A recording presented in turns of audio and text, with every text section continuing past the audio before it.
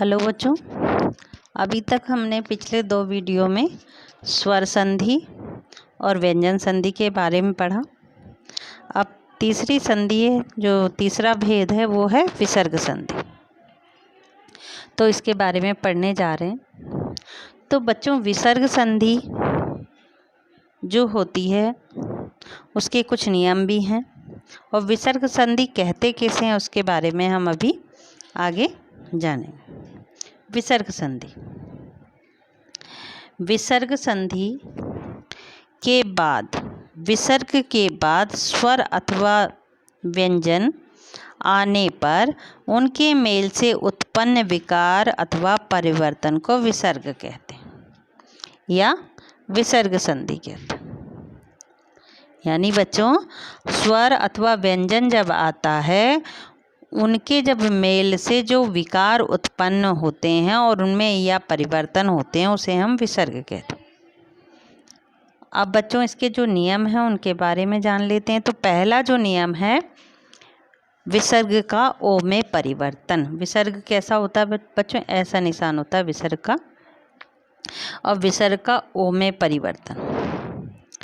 यदि विसर्ग से पहले अ हो और विसर्ग के बाद आ हो, यानी पहले भी आ हो और उसके बाद भी अ हो, तो किसी भी वर्ग का तृतीय, चतुर्थ और पंचम वर्ण, यानी तीसरा, चौथा और पांचवा वर्ण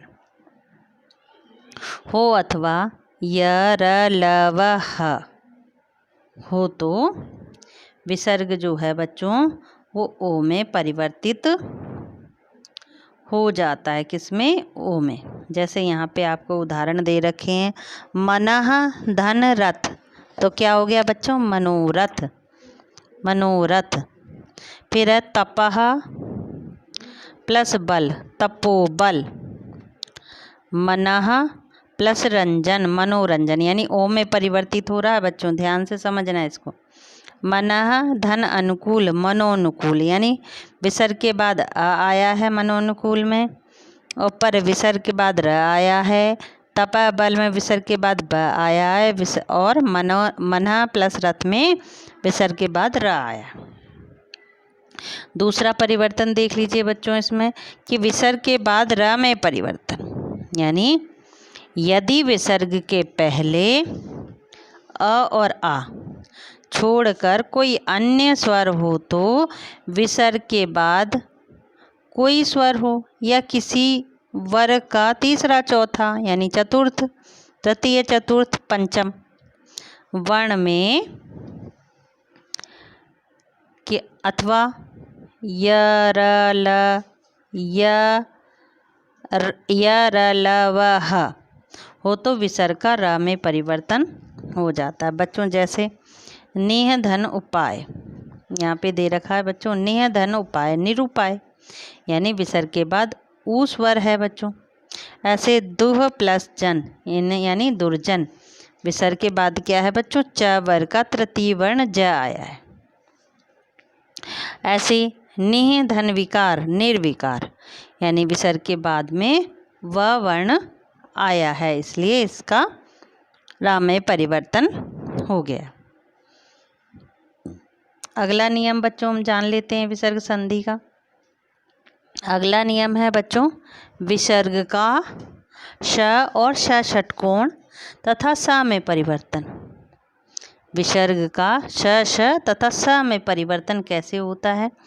यानी यदि विसर्ग के बाद क्या हो बच्चों? च, छ हो, तो श में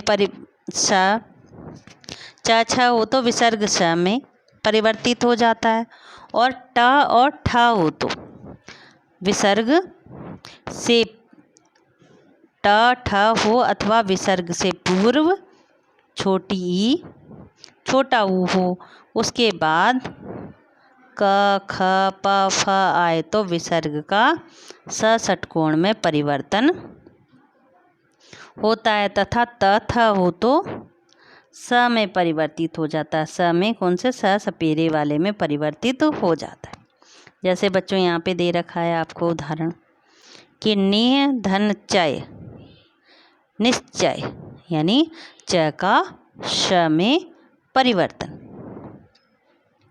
ने धन छल निश्चल यानी विसर्ग जो परिवर्तित हो गया है वो किस में परिवर्तित हो गया बच्चों, छ में। धनु धन टंकार, अब विसर्ग किस में परिवर्तित हो गया, विसर्ग के पश्चात क्या आया, ट, तो श षटकोण वाले में परिवर्तित हो गया। निय धन कलंक, तो निष्कलंक यानी विसर्ग से पूर्व ई आई है और क पश्चात का आया है, तो इसमें किस में परिवर्तन हो गया बच्चों, इसमें श षटकोण में। ऐसे ही निय धन फल निष्फल निष्कलंक यानी विसर्ग से पूर्व छोटी ई है तथा इसके बाद फ है, तो किस में श षटकोण में परिवर्तन हो गया। ऐसे ही निय धन तेज निस्तेज तक किस में विसर्ग में परिवर्तित हो गया, विसर्ग किस में परिवर्तित हो गया, विसर्ग के पश्चात त आया है बच्चों। ऐसे ही अतः धन थल अंतस्थल, विसर्ग के बाद में क्या आया बच्चों, थ आया है, तो किस में परिवर्तित हो गया, ये स में परिवर्तित हो गया। अगला नियम देख लीजिए बच्चों, कहीं कहीं क्या होता है बच्चों, विसर्ग का लोप हो जाता है। तो ये ध्यान देने योग्य बात है कि यदि विसर्ग के पहले छोटी ई आ जाए या छोटा ऊ या र, उसके बाद र आए तो विसर्ग का लोप हो जाता है तथा प्रथम स्वर छोटी ई छोटा ऊ क्या हो जाता, बड़े हो जाते यानी दीर्घ हो जाते हैं। जैसे नि धन रस नी रस यानी बड़ी में दीर्घ में परिवर्तित हो गया बच्चों। अब बच्चों अगला देख सकते हैं हम इसमें कि यदि विसर्ग के पहले आ आए तो विसर्ग के बाद कोई अन्य स्वर आए तो विसर्ग का लोप हो जाता है। क्या हो जाता है बच्चों, विसर्ग का लोप हो जाता है। जैसे अतः धन इव, अब यहाँ पे विसर्ग के पश्चात क्या आया बच्चों, ए आया है, इसलिए विसर्ग का लोप हो गया है। यहाँ देखो ऊपर दे रखा आ हो या विसर्ग के बाद कोई अन्य स्वर हो तो विसर्ग का लोप हो जाता है। विसर्ग के बाद यहाँ पर ए आया है, इसलिए विसर्ग का बच्चों लोप हो गया है। अब बच्चों अगला और अंतिम नियम है इसका, वो पढ़ लेते हैं। यानी विसर्ग का पूर्ववत यानी पहले की तरह पूर्ववत बने रहना, यानी पहले की तरह बने रहना। यदि विसर्ग से पूर्व आ और विसर्ग के बाद क ख प फ वर्ग आए तो विसर्ग में कोई परिवर्तन नहीं होता, वो वैसे के वैसा ही लिखा जाता है। जैसे बच्चों देखो यहाँ पे प्रातः धन काल यानी प्रातः काल, विसर्ग के पश्चात क्या आया बच्चों, यहाँ पे क आया है, तो विसर्ग जैसा है वैसा ही बना रहेगा। दूसरा लिखा है अधः धन पतन, अध पतन यानी विसर्ग के पश्चात क्या आया बच्चों, प आया है, तो विसर्ग जैसा है वैसा ही बना रहेगा। तो इसके साथ बच्चों आपकी जो संधि थी वो समाप्त होती है। संधि के 3 पार्ट थे, स्वर संधि, विसर्ग संधि और व्यंजन संधि। ये तीनों के अलग अलग वीडियो हैं और ये तीनों समाप्त होते हैं। धन्यवाद।